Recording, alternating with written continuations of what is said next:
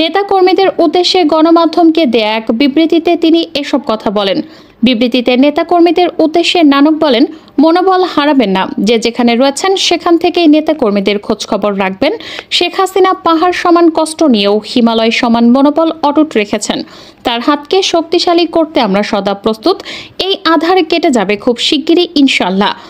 বিগত আওয়ামী লীগ সরকারের প্রভাবশালী ব্যক্তি সাবেক স্বরাষ্ট্রমন্ত্রী আসাদুজ্জামান খান কামাল দুর্নীতির মাধ্যমে কোটি কোটি টাকার অবৈধ সম্পদের পাহাড় গড়েছেন। তার বিরুদ্ধে অভিযোগ রয়েছে পুলিশ, মাদকদ্রব্য নিয়ন্ত্রণ অধিদপ্তর, ফায়ার সার্ভিস সহ বেশ কয়েকটি দপ্তরে নিয়োগ বাণিজ্যে ঘুষ হিসেবে বস্তায় বস্তায় টাকা নিতেন তিনি। দেশ থেকে পাচার করেছেন হাজার হাজার কোটি টাকা। আসাদুজ্জামান খান, তার পরিবার এবং সিন্ডিকেটের সদস্যদের বিরুদ্ধে নামে বেনামে বিপুল অঙ্কের অর্থ সঞ্চয় ও পাচারের তথ্য মিলছে। বৈষম্য বিরোধী ছাত্র আন্দোলনে বিতর্কিত ভূমিকা রাখার জন্য তার বিরুদ্ধে এরই মধ্যে হত্যার অভিযোগ সহ বিভিন্ন অভিযোগে বেশ কয়েকটি মামলা করা হয়েছে। তার দুর্নীতির সব ধরনের তথ্য অনুসন্ধান শুরু করেছে দুর্নীতি দমন কমিশন। তদন্ত সংশ্লিষ্টদের মতে প্রাথমিক অনুসন্ধানে সাবেক স্বরাষ্ট্রমন্ত্রী কামালের বিরুদ্ধে দুর্নীতির ব্যাপক তথ্য বেরিয়ে আসছে। তিনি মাফিয়াদের গডফাদার ছিলেন। তার নিয়ন্ত্রণে ছিল একটি বড় দুর্নীতিবাজ সিন্ডিকেট। তিনি সহ এই সিন্ডিকেটের সব সদস্য এখন গা ঢাকা দিয়েছেন। জাতীয় দৈনিক কালের কণ্ঠের প্রতিবেদনে এসব তথ্য উঠে এসেছে। প্রাথমিক তদন্তে সংশ্লিষ্ট ব্যক্তিরা জানতে পেরেছেন সাবেক এক স্বরাষ্ট্র সচিবের মাধ্যমে সাবেক স্বরাষ্ট্রমন্ত্রী দুর্নীতির সিন্ডিকেট গড়ে তোলেন।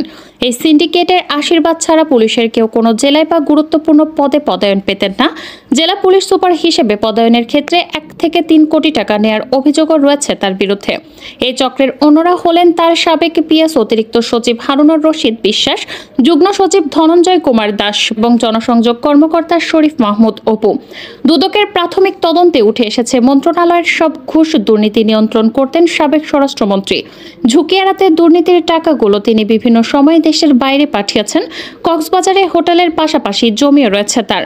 পুলিশ সদর দপ্তর সূত্র বলছে, আওয়ামী লীগ সরকারের সময় পুলিশের এসআই ও সার্জেন্ট পদে নিয়োগের মাধ্যমে শত কোটি টাকা হাতিয়ে নেয়ার অভিযোগ উঠেছে।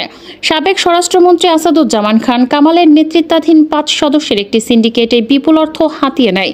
এ বিষয়ে পুলিশ সদর দপ্তরে একটি গোপন প্রতিবেদন জমা হয়েছে। প্রাথমিক তদন্তে সংশ্লিষ্ট ব্যক্তিরা জানতে পেরেছেন, এই নিয়োগ দুর্নীতির সাবেক পররাষ্ট্রমন্ত্রীর পক্ষে এক একজন প্রার্থীর কাছে থেকে 20 থেকে 25 লাখ টাকা ঘুষ নিয়ে পছন্দের তালিকা তৈরি করা হয়।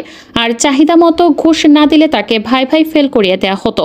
সংস্থাটির অনুসন্ধানে আরও 200 কোটি টাকার বেশি মানি লন্ডারিং সংক্রান্ত অপরাধের প্রমাণ পেয়েছে সংস্থাটির অনুসন্ধান টিম।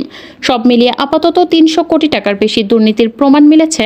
দুর্নীতি ও অনিয়মের অভিযোগে আসাদুজ্জামান কামাল, তার স্ত্রী লুৎফুল তাহমিনা খান, ছেলে শাফি মোদাস্সের খান, মেয়ে সোফিয়া তাসনিম খান এবং সহকারী একান্ত সচিব মনির হোসেনকে আসামি করে মামলার প্রস্তুতি নেওয়া হচ্ছে বলে জানা গেছে।